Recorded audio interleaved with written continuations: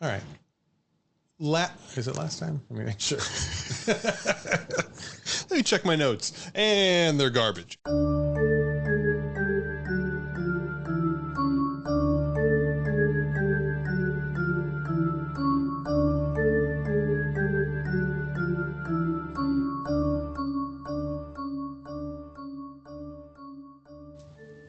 So, Patrick, this is our 4th episode. Unbelievable. We've made it so far. I have to ask you, are you any closer to believing in ghosts now that we've been doing this for 3+ weeks? I guess I'm closer to death. So maybe? So you're closer to maybe experiencing yourself as a ghost? Yeah, I would say, yeah. So then I would say the fact that you're even considering the possibility that you might become a ghost, that feels like a win. I mean, I don't know. That feels like we're there. I don't know if I would become a ghost because I feel like I don't have any unfinished business. Like I finish my business every day. Really? How's your kitchen? Son of a bitch. I saw a picture of it earlier and it looks like it's not there anymore. So as long as I know, existent. I have a month to stay alive then. Yeah. And at the end of this month, I can die. Okay. And all my business will be done. Okay. All of it. Okay. So I don't think I would ever become a ghost. But a lot of people that don't like finish their business, that just like every day are like, man, I'll take care of that tomorrow. That business, that's they're ghosts. Give me an example of that kind of person. Give me a specific example of a person with business. I'd really like to hear it. So you know, like your business, like I'm gonna tell off that coworker that won't stop. That sounds like angry business. Yeah, business is business. Angry business. I guess that's true. So, or I'm gonna tell off my neighbor.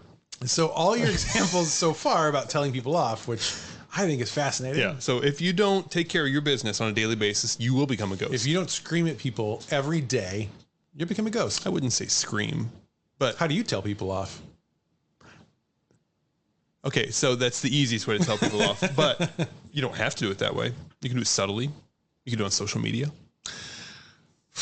And people do it on social media. Okay, let's anyway. Last time on our little ghosty, we talked a little bit about indigenous people in this country and how they weren't historically treated particularly well. I'm going to revisit that again for just a bit because we have to. It's part of the story, but this is a trigger warning for you because you seem like you need one. In this country, before there were a lot of Europeans here, there were a lot of Native Americans here.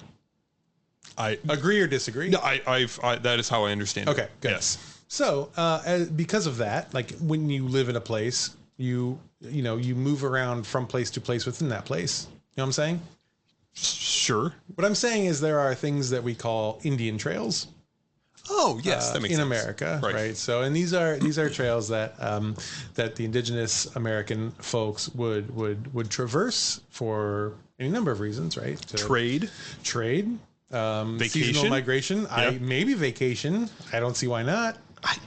Treat yourself. Did Native Americans go on vacation? I just don't think this is a topic we can even start to dig into. I mean, they're kind of always camping. What's your email address if people want to reach out to you about some of these? So they're in what we call Indian trails. Where they would traverse them for multiple reasons, hunting, for seasonal migration, etc. Obviously, as you are traveling long distances by foot, people are unfortunately lost. Sorry, they're lost.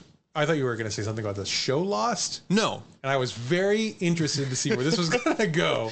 Like in the show Lost that I've almost finished. Well, you do send me a Lost GIF, like a GIF from the show. A couple times a week. From the show Lost. Yeah. So you see why I'm. Sure. No, I mean, I would assume that when they're on these Indian trails that there's always a risk of losing someone. You mean like directionally or to death? Mortally. Okay. Yeah. Which I mean, so that is what I'm getting at. Okay. So I would say probably one would lead to the other in general. Well, that's probably true. America was just buck wild back then. Whereas now it's very cool. They didn't call it America back then. Oh, that's true. What do you think they called it, Patrick? Please riff on that. I'm not entirely sure. Probably something much more beautiful. Okay. That's good. That's a good save. So anyway, yes, people certainly passed away. And so you have to bury those folks, unfortunately. Yes. It's just a fact of life. Mm-hmm. Fact of life. Mm-hmm. A fact of life. You take the good, you take the bad, take what's left, and then you have the fact. Anyway. Right. We were born in the 80s. We get it. It's all getting cut. Yep. The loose show today. It's a loose show. Okay, so there are lots of these Indian trails all over the country where along the way there are some Indian burial grounds. Makes sense.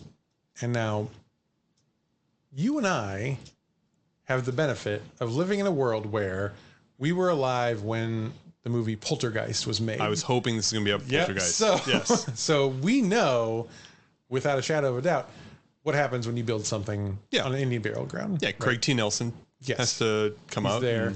TCB. Yeah, that is part of it. People come through the TV, like to bring the children into the TV, like it's a whole thing. So you don't build things on indigenous burial grounds. It was Craig T. Nelson, right? I don't know. Should I Google it? You probably should. All right. Because if it was Dauber, I'm going to be really upset. So you think it was definitely someone off Major from that Dad. Universe? Not Major Dad, from Coach. It's a deep pull. Oh man, that movie lines up so much differently if Dauber plays the dad versus Craig T. Nelson. I want to see that movie. This episode is going to be a real test of, like, generationally speaking, who listens to this podcast. And who the people who will know what Dauber is. Right. It's gonna be interesting. Patrick Starr, for anybody younger than like 35 years old. He does do Patrick Starr. Yeah. Okay. All right. Hey, nice job. Well, bring it all back home. What were we talking about? It's a ghost podcast. Oh, yeah. Okay, so ghost podcast. So Indian trails all over the country. And along the way, certainly some of them became Indian burial grounds.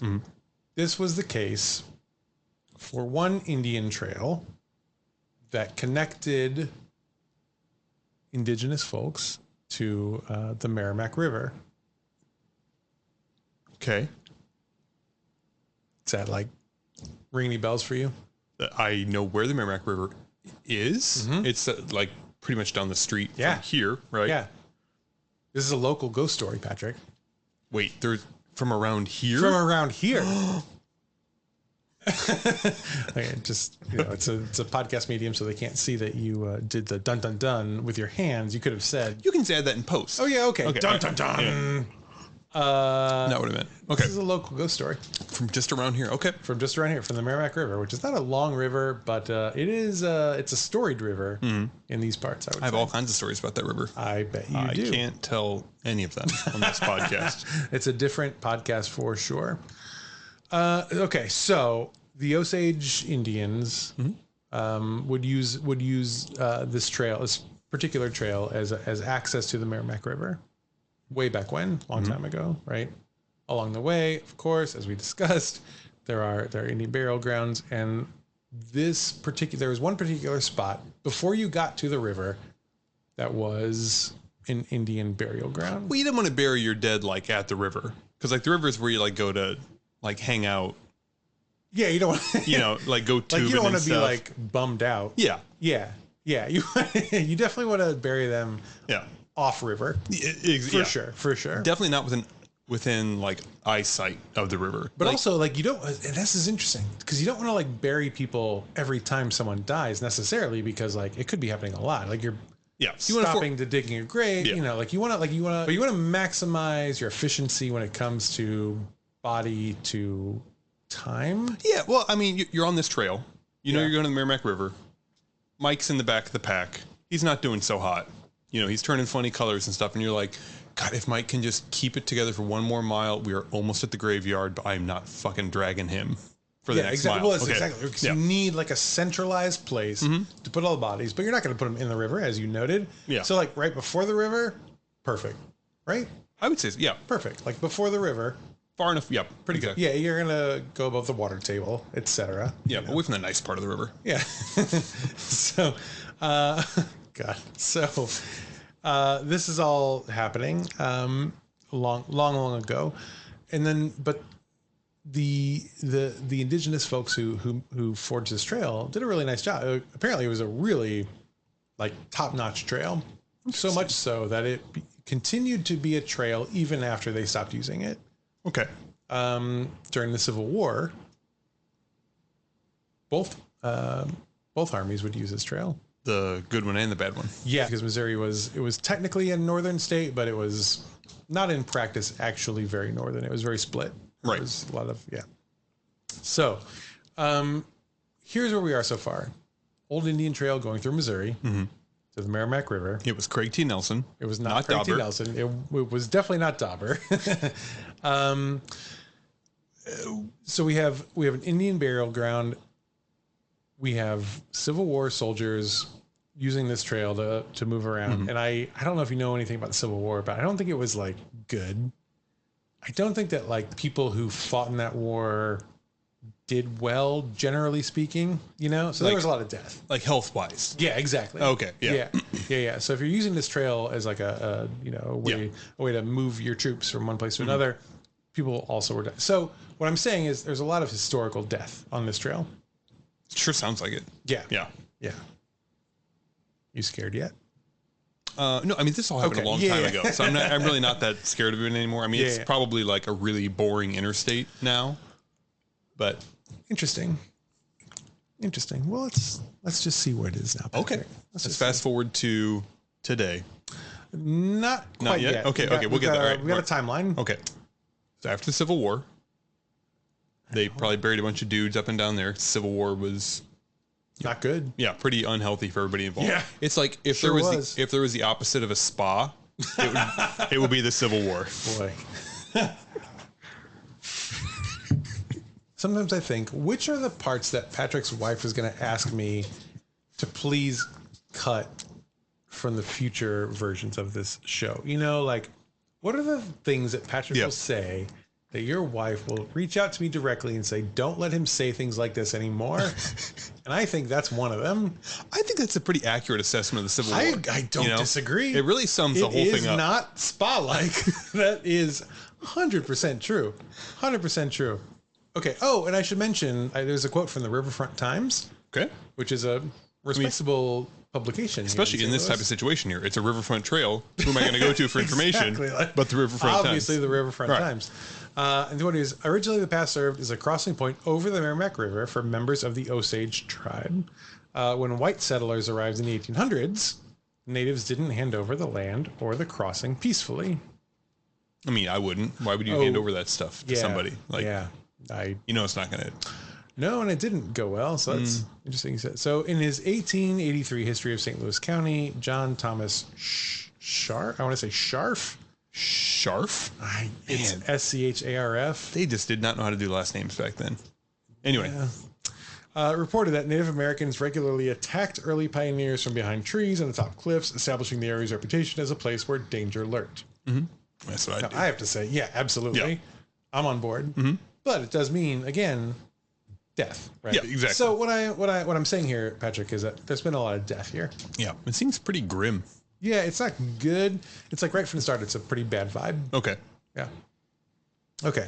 One of the other things that was really popular in America, which we've also discussed before, is this thing called railroads. I've heard of these. They just went everywhere. They went apey for these things. They just were like, railroads were like the NFTs of the mid to late 1800s. Everyone was like, I gotta own one. I don't know what it's gonna do. Are we talking 2021 NFTs or 2022 NFTs? No, definitely 2021 NFTs. Okay, all right, yeah.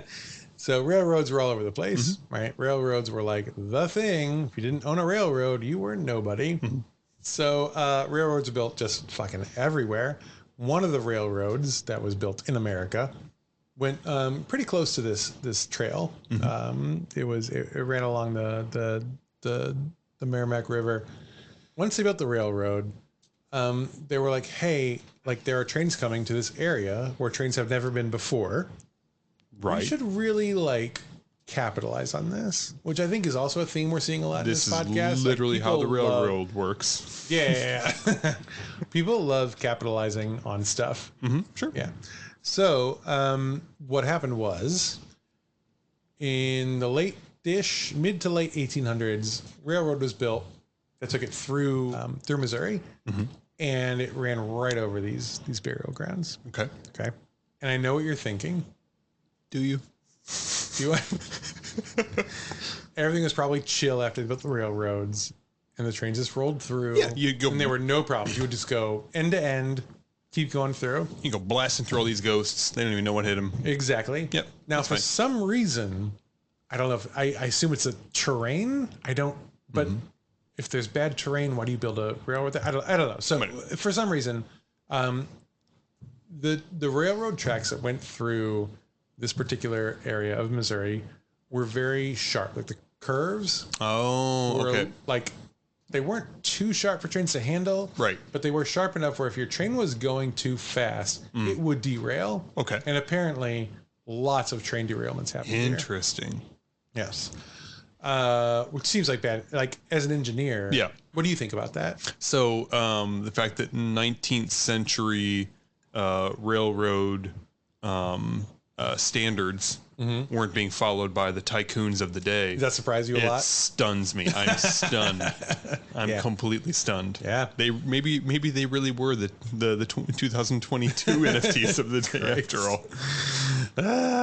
So a lot of sharp turns, lots of trains derailed. I mean, the good news here is that most of these were freight trains, so it's not like there are people on board. To like a bunch of shit falls in the field, and then you go and you pick all the shit and put the train back on the thing. Angry, but I'm still making so many millions of dollars. Yeah.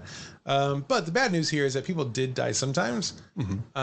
One famous example is in 1876, there was a woman. Was she on the train? Okay, no. Okay. Was she photographing the train? I can't say she wasn't. Okay, yeah. With any certainty. Okay. Maybe. So she was not on, she was outside of the train. She was near the train, and the train like did her in. Like got her. Can I tell the story? Oh, I thought it was a guessing story. I'm sorry. Okay, yes, please. There's a woman named Della Hamilton McCullough. I wouldn't have guessed that. No, it's a great combination that I don't know. So Della was the widow of a who was apparently a prominent St. Louis judge at the time. He had died. That's how she became a widow. That's how it works, right? Yep. But apparently he was like a big deal. I don't know how judges in cities became big deals. Like I don't get that. I don't know any of the judges in St. Louis. Yeah. I'd vote for them. Maybe like back then they were like the final word. You know, like you live, you die, you're guilty, you're whatever. So you think the Supreme Court didn't exist? I think it didn't matter as much back then because it probably never got to that point. There's got to be a state Supreme Court at this point, right? Yeah, but I mean, there's law, and then there's squishy. It's squishy law, and then there's train law. Okay, it makes a lot of sense to me. Right, and so at some point along the way, someone was like, what we should do here is make a little resort community. Sure. Yeah. Of course. Yeah. Capitalism is cool. And so someone built a lot of cabins near the river, and it was kind of nice because there was a train station there. So when the trains were passenger trains, you could take one to this Glencoe station, they called it. Okay. So they had a little resort town, like go to the river, hang out, like, which is, a very common Missouri thing. Yeah, for sure. Still today. Lakes and rivers, that's our thing. Mm-hmm. Vacation houses by the lake. Filthier the better. Yep. Absolutely. Mm-hmm. So this was happening in the late 1800s, and at this point, so in 1876, Della Hamilton McCullough, widow of famous St. Louis judge, supposedly, was at her vacation home, which happened to be at this place, which was not great. She doesn't seem like she's grieving very much. I mean, she like was on vacation. She's like out living her life. Hey, man. Yeah, she's probably got like a little settlement from it. I mean, he's a judge. He's probably like, he was like locked up. Yeah, I'm sure. And he was like, this money is going here. Yeah. She's fine. She's like, also, gotta find love. She's gotta get her groove back. This is true. She's gotta find love. It's true. She's gotta find love. Forgot about the groove. How dare you suggest that she can't have groove? So she thinks to herself, I'm going to take this big old wad of money and I'm going to go live down by the river with all the respectable people. But it's like the nice river. Right. This is before living by the river was a Chris Farley thing that was bad. Okay. So So she goes. She's at her vacation house, and she goes for a walk one night. 1876. Just again. And I will remind you, the tracks had really sharp curves. Yes, Part of that meant not only did trains derail a lot, but it was also really hard to tell like how close an oncoming train could be. Because True. You can't see a train that you can't see. You know, that's science. Can't see it. Can't see it. Then guess what? You can't see it. So they would kind of like just sneak up on you. Just sneaky Now ass they trains. are loud, so that's. It's entirely possible. But if you're like recently widowed and you're wandering around and you're like lost in your own thoughts, like I get not hearing things. Yeah, you maybe had a little too much delicious Missouri wine. Missouri, did you know? I'm glad you brought that up, Patrick. Did you know that the Missouri wineries, Augusta, Missouri specifically, was the first federally recognized appellation in the United States? The first federally recognized wine grape growing area. Way before Sonoma, way before Napa, was Augusta. Number one. Interesting. So, I mean, it's not out of the realm of possibility that she's been, enjoying the nation's first. Hey, man, I don't want to just project on people. Yeah. You know, I mean, she's been dead for a long time. I don't think she's gonna care. It's probably true. Yeah. Okay. So she was drunk on wine, like wandering, stumbling through the woods. Did stumble onto the train tracks, and this is historical record. Was hit by a train, and she died. She's a real person. Oh, she died. Really was hit by a train. Yeah. Really died. Okay. Okay. All right. Not great. Yeah. I mean, it's not how I'm going to go. No, she's like out for a walk. She's like, I've had a few drinks. Like, I miss my husband. I'm despondent. Like, I'm in this place that we used to share together and enjoy together. Yep. I'm going to go for a drunk walk, and I'm so sad, and I'm not thinking about anything. And then this train sneaks the fuck up on me. Is like, creep, creep, boom. Yeah. Yes. So she died. She was hit by the train. She died. Now she's a ghost. And so people will see her. so she had some unfinished business, is what I'm hearing. Yeah, I think so. She never finished that bottle of wine. Yep. Ever finished her little walk? No. Yeah. Lots of unfinished business. Okay. Makes sense. I mean, in terms of like why people become a ghost, that makes a lot of sense. Yeah. So she is a ghost that people see or claim to see on this road. But I want to pin in that because we're not quite done with all the ghost things. I want to talk about the ghosts people see later after we establish the history of this road. Okay. Okay. So right around this time, the trail was actually paved into a road. I don't know what paved means at this time. It's probably rock, you know, still. But it's a road. It's a road that people use. It's called the Lawler Ford Road. So, of course, this becomes a really popular hangout place for teenagers. Oh, that's where I would love to hang out. That sounds, yeah. Yeah. By the time that teenagers kind of like picked up on this whole thing and started hanging out there, the resort aspect of it had kind of died out, and so people had left. They were like not into it anymore. They left. And if you go down this road today, Lawler Ford Road, you will see abandoned shacks, like abandoned vacation shacks, and they're from almost 100 years ago, so they're not in great shape. Just creepy. Sure, but they're still there. I'm saying it's like weird. You're yawning. Are you bored? You bored by this? No. We're zipping right along. Yeah. No. Okay. Yeah. So spooky shacks, 100 years old, Lawler Ford Road. Yeah. People moved their vacation houses, I assume, to Branson. Who wouldn't? And so those were abandoned. But it didn't take long for the teenagers who would go out to this road to go missing. Every once in a while, kids. Teenagers. Yeah. Is it more ominous to call them kids, do you think? I think because like a kid could be anything, like, right? It could be like a baby, crawling out into the woods and then like it's like I'm going this way. Yeah. Here I go. Yeah. I mean, you ever see that? Yeah. Like a teenager, you're like, you know what you're doing, you idiot. Yes. So kids would go down this road. Sounds scary. Some of them didn't come back. Their bodies were never found. Essentially, they vanished without a trace. Yep. It's gone. No one knows what happens to them, right? But stories begin to spread of a man. Okay. Go on. Your face changed very. I thought it was going to be Della. Like men. I thought it was going to be Della again. I really did. Of a man who lived in the woods in one of the abandoned shacks. Oh, like a squatter? Like a squatter. Okay. Absolutely like a squatter. Who had escaped from a nearby prison. Oh. Who killed teenagers. Is that what he was in prison for? You know what? Don't know. Okay, fair enough. I mean, it's a good question. If you get out and you do that a bunch, I'd imagine that's probably why you were in there in the first place. You're not like going for got to be something related to it, like check fraud, and then you come out and you're like, oh god, so glad I'm done being in prison for check fraud. But who keeps playing that fucking music?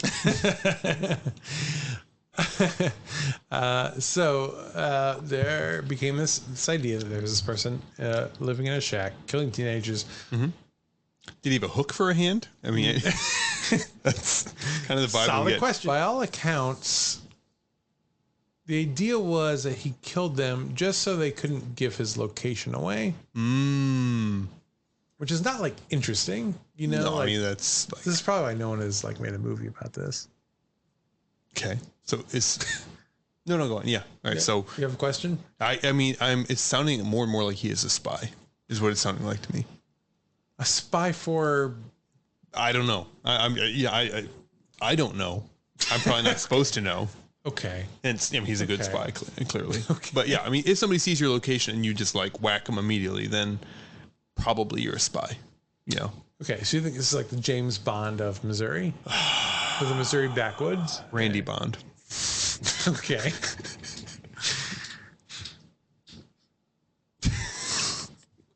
I don't even know how to segue back to our thing. Oh, it's a ghost podcast. That could be. Okay, sure. Could be. I can't say you're wrong. Here's what I can say. Mm-hmm. You ready? I am. The man who supposedly lives in these woods, murdered children. Mm-hmm. Teenagers. They're children.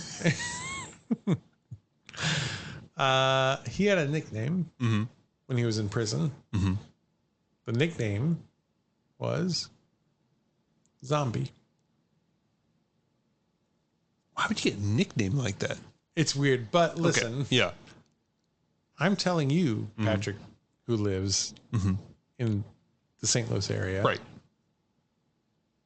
The road, ever since then, has taken on the name of the serial killer who lives in the woods. Yes! This is a story about Zombie Road. Yes! Fucking Zombie Road! I didn't realize that. Okay. Yep. We're here, bud. We are here. This is a Zombie Road story. The locals then started calling Lawlerford Road Zombie Road. Oh my God. Which exists in Wildwood, Missouri. Mm-hmm. Oh, I know. I would guess from your current, level of excitement. Yes. No, if your current place where you live is what I was going to say. 15-minute drive? 20 minutes? Yeah, maybe 23 minutes? 20. Let me check. Yes, 23 minutes. Yes. Mm-hmm. Zombie Road. Oh man. The zombie killer. Is this when like the intro music plays? Yeah. So we're just getting started. This is a 9-hour episode. No, but so the zombie killer, as he was called, was never found. Mm-hmm.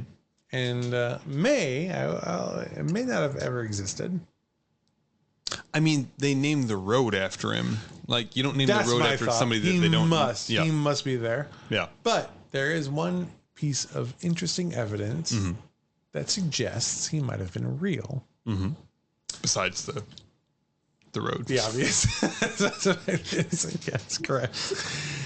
Right around the time of the supposed zombie killings, police investigated and found a pile of bloody clothes in one of the abandoned cabins. Mm-hmm. The clothes were contemporary to the time, and the blood was, relatively speaking, fresh. Mm-hmm. So it's not like bloody clothes were left there by resort Yeah. families. Yeah. And, These weren't like early 1900s. These were newer clothes, lots of blood. That was the thing. Are you convinced? I have more, but I just want to know, like, right now. Are you like from like 0 to 10? I'm like hovering in the decimals still. So we've got room. No, we've got some room. I mean, they find like bloody clothes. It could be. I mean, I have like bloody clothes all over the house. You know. Do you? Because I think we should reset our expectations on this podcast based on blood just comes out weird sometimes. Things that you do in your house. Blood just comes out sometimes. I don't think and it I gotta does. catch it on something, and I catch it on the clothes, and I throw them in the wash, and then they come out fine. I don't feel comfortable pursuing that line of conversation, so I'm going to continue this story. That's fine. Zombie Road, right, remains a place of mystery even today. It was paved over in 2010 and turned into a hiking trail, and now it's officially called the Rock Hollow Trail. Boring. It is boring. Also, more boring than that, it's closed at night. And since the local municipality took it over, it's also illegal to trespass. Police patrol it like pretty regularly because people try to break in a lot. Aren't the police trespassing then? I mean, where's their dispensation? Yeah. But fines for trespassing after dark are actually pretty substantial. Like they're over $100, which seems just crazy. But people who walk this trail now have reported the following sightings. One, indigenous folks wandering around. Wait. Like you're just walking around in your like, Lululemon, yoga pants or whatever. I wouldn't deign to assume what people walk around in. But sure. More than likely. Out in Wildwood. Yeah, more than likely. Yeah, okay, You know who one of Wildwood's most famous residents is? David Freeze. I've heard of David Freeze. So, you're saying David Freeze, goddamn hero, walking around with his Lululemons on, those tight ass pants, and he looks so good in them. Yeah, and he comes across like some indigenous folks just like also walking down the path. Yeah, that's basically the type of sighting. Okay, fair enough. All right. Yeah, that's pretty big. Yeah. Okay, so that's number one. Many people, like the most ghost sightings that people have reported here are of a woman, Della McCullough. Makes sense. Wandering around the old train tracks. Because I should be clear too, the trains don't run here anymore. I would hope not. Yeah, they don't. But the train tracks are still there. Yeah, no one's gonna. So it's what are you? You're not gonna. Yeah, why would you? People will see a woman in early 20th century garb wandering around near the train tracks. And we assume that's Della. They don't know. She doesn't say her name, but they've like asked her. I think they run away a lot. Doesn't seem like a good way to get information. I guess so. But whatever. That's fine. I guess so. So if you walk up past some of the old resort homes, there will be a woman's voice, apparently, who will yell at you from inside a particular house. And from all the people who've heard it, if they go into the house, there's no one there, of course. It's an abandoned resort house. But multiple people from different groups, over time have reported hearing a female voice yelling at them from one of these houses. Some people have seen a boy wandering as if he's lost. And according to some of the recollections of these folks, if you ask the boy if he needs help, he'll say he fell off a bluff and he can't remember how to get home before disappearing. Interesting. And again, this is multiple people over pretty big pieces of time, like seeing the same thing and having the same kinds of conversations. All corroborating together. Well, and this is before the internet, so it's not like people are just like posting this on Reddit or whatever, or Twitter or whatever you kids use. Or listening to this podcast. Right. And of course, people have seen Native American ghosts walking through the woods. And that's the story of Zombie Road. It's very close to us. It is. We could go out there if we want to risk. It's very late right now, and it sounds very spooky. So I don't think I really want to do that. Yeah, that doesn't sound good to me. No, I definitely don't want to do that. But that's very interesting. I will have to visit Zombie Road sometime and make my own assessment of it.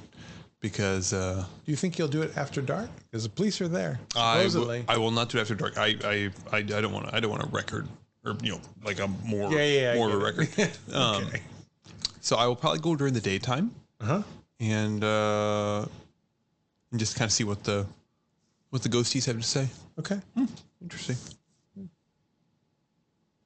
You convinced? I mean, no, but I'm very willing to go like on a nice hike. Okay. Okay.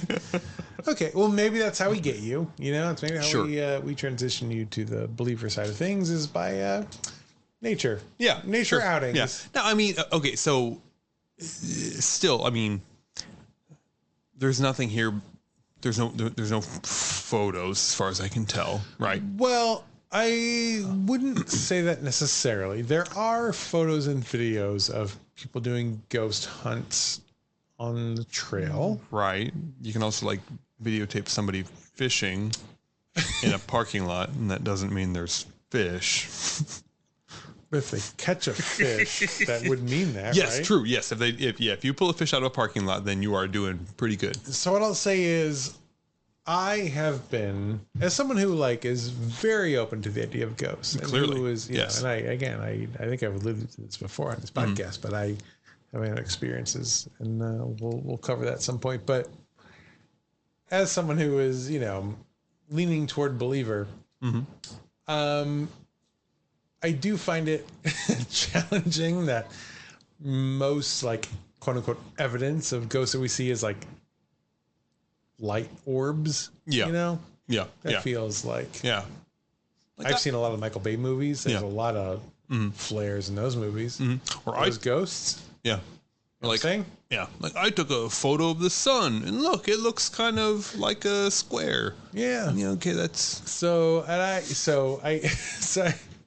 it would be better to have an actual photo of an actual ghost. You would think so? Yeah. Okay.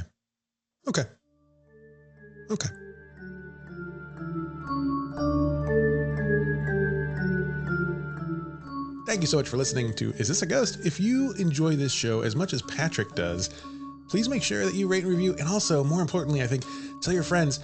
If everyone who listens to this show told 2 people, we would get 4 new listeners, and that would be a real dream. So please tell everybody you know about this show so they can listen to it too and enjoy it as much as you and Patrick both do together.